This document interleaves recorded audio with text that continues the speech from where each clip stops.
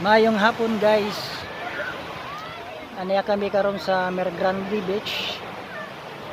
Na kung siya nakatultol dere na beach.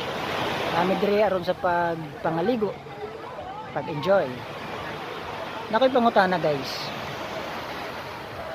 Kani yung mga tao nga nangaligo karon dere.